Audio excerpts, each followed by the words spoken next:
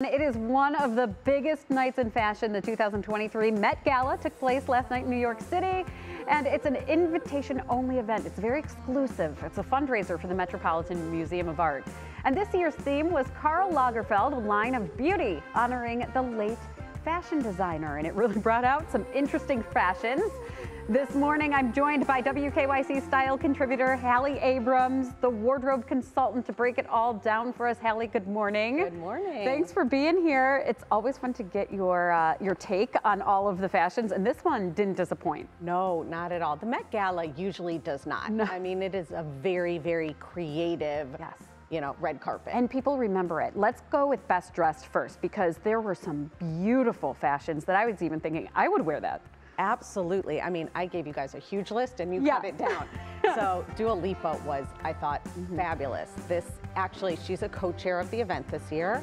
And this dress was from, I think, a 1992-93 collection and worn by Claudia Schiffer on the runway. Oh my goodness. So, yeah, I think it was a bridal gown, like sort of that ends the fashion shows. Okay, and who do we have next? Well, this is Olivia Wilde. She, was a little, it was mixed. It looks like a guitar, and once you see that, you almost can't unsee it. And the other thing is that she showed up in the same dress as someone else. Someone wore the same dress in black. Oh, no way. Right, which is a little of like a, ooh. And then who do we have here? Oh, Emily Blunt. That's a Michael Kors, and they developed that together, and it was a bit of a mashup, he said, of a tribute to Karl, like a little bit from the 90s and a little bit from another era. And she had these skinny sequin pants on under a big skirt. Okay, she looks beautiful still. Yes. All right, who else do we have? Anne Hathaway, I think we have next. Yes. Anne Hathaway, that's a Versace. Yeah. And I think it is just absolutely stunning. You also don't see her this way, right? It's a little edgy. It has the tweed and the pearls that's very Chanel, but then it has the safety pins, which is very Donatella Versace. Yes, I did a double take. I didn't recognize her at first. Yes. All right, and we have another one here. Yara Shahidi. Oh, I think that is just beautiful. It's a Jean Paul Gaultier.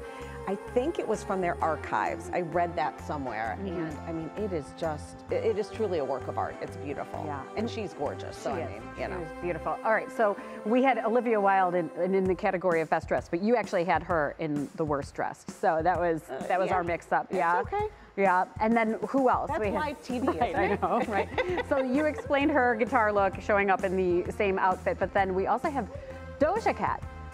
Yeah, so, Karl Lagerfeld was known for having this affinity for cats. Yeah. So a few people went a little, in my opinion, a little overboard. I mean, that's a beautiful dress, but she had these prosthetics done, and then Jared Leto came in a full-on cat costume. I mean, I'm seeing this everywhere. Yeah, I mean, that's gonna be like one of those internet GIF things going on for a while. Oh my gosh, well, he also brought his own head a couple of years ago, like a replica of his own head. And then Rihanna showed up late. I have to be honest, I was already asleep by the time she showed up.